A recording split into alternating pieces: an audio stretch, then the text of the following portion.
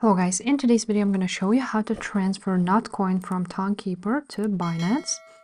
So first of all, you want to go ahead and have a Notcoin on your TON Keeper wallet. So you can either buy it here by scrolling down and buying it right there on Mercurio. Once you will have your Not here, also you can go ahead and swap it from TONcoin if you want to. Just like so. And then you will have your Notcoin.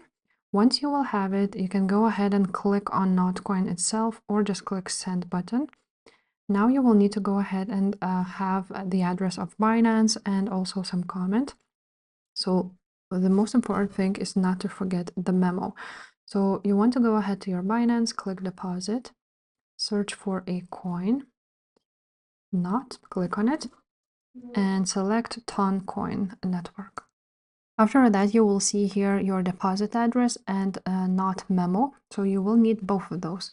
Copy the address first and go to your TON Keeper now and paste it there.